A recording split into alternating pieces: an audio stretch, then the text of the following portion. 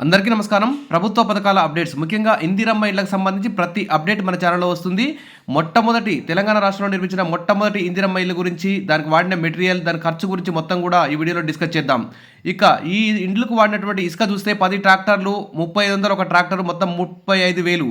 20 mm కంకర 6 యూనిట్లు వాడారు, 29,000 అయింది. 40 mm కంకర 1 యూనిట్ వాడారు, 2,400 అయింది. బేస్మెంట్ రాయి 600 వాడారు, 9,000 అయింది. బేస్మెంట్ మట్టి 15 ట్రాక్టర్లు, 12,000 అయింది. సిమెంటు 185 బ్యాగులు, 5,500 అయింది, 55,500 అయింది. ఐరన్ 760 కేజీలు, 45,000 అయింది. సిమెంట్ రేకులు, ఇటుకలు మొత్తం 34,000 అయింది. టైల్స్ 600 అడుగులు చూస్తే 21,000 అయింది. తలుపులు దర్వాజాలు చూస్తే 21,100 అయింది. కిటికీలు దర్వాజాలు సిమెంట్ 5,000 అయింది. తలుపులు WPC 2,300 అయింది. కిటికీలు 7,200 అయింది. కరెంటు పనులు 32,000 అయింది. టాయిలెట్ పనులు చూస్తే 25,000. పెయింటింగ్ 22,000. మేస్త్రి మరియు సెంట్రింగ్ సామాన్లు కలిపి 1,35,000. ఇతరాలు కలిపి 29,400. మొత్తం ఈ విధంగా 5 లక్షలు అయితే ఇంటికి ఖర్చు కావడం జరిగింది.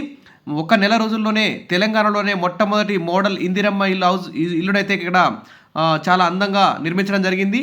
ఈ ఇల్లు అయితే ఖమ్మం జిల్లా కూసుమంచిలో ఇది గృహ నిర్మాణ శాఖ మంత్రి పొంగులేటి గారి సొంత నియోజకవర్గంలో ఈ ఇంటినైతే నిర్మాణం చేయడం జరిగింది. ఇక పంచాయతీరాజ్ ఇంజనీర్లు చాకచక్యంగా ఈ ఇంటినైతే 5 లక్షల లోపే ఖర్చు పెడుతూ పూర్తిగా నమూనా ఇల్లు అయితే నిర్మించారు.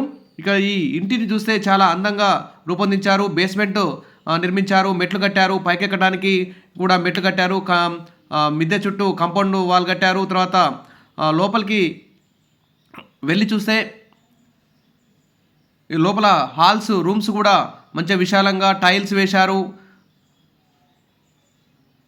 చాలా అందంగా రూపుదిద్దుకోవడం జరిగింది. మరి ఈ ఇల్లు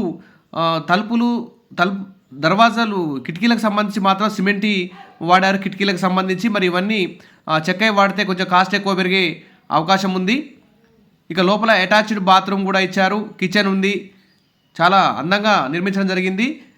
జనవరి 21 నుంచి 25 వరకు గ్రామ సభల్లో ఇందిరమ్మ ఇళ్లకు సంబంధించి ఫైనల్ లిస్ట్ చేయాలని చెప్పి సీఎం గారు అయితే కలెక్టర్లకు ఆదేశాలు జారీ చేయడం జరిగింది. కలెక్టర్లు అయితే దాదాపు అన్ని మండలాల అధికారులతో మీటింగ్లు కూడా నిర్వహించి ఆదేశాలు కూడా జారీ చేయడం జరిగింది. జనవరి 21 నుంచి 25 వరకు గ్రామ సభల్లో ఇందిరమ్మ అర్హుల లిస్టు తయారు చేయాలని చెప్పి ఆదేశాలు అయితే వచ్చాయి.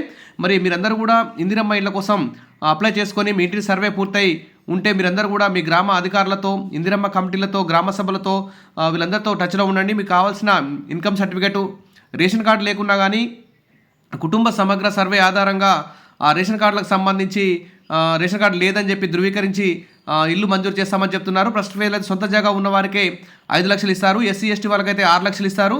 ఈరోజు గృహ నిర్మాణ శాఖ మంత్రి పొంగులేటి శ్రీనివాసరెడ్డి అయితే తెలంగాణలోనే మొట్టమొదటి నిర్మించినటువంటి ఇందిరమ్మ ఇల్లునైతే 5 లక్షలతో నిర్మించామని చెప్పారు. మరి ఈ గ్రామ సభల్లో అందరికీ ఇల్లు ఇస్తారని చెప్పి ఆశిద్దాం. Wish all the best. Thank you. Subscribe.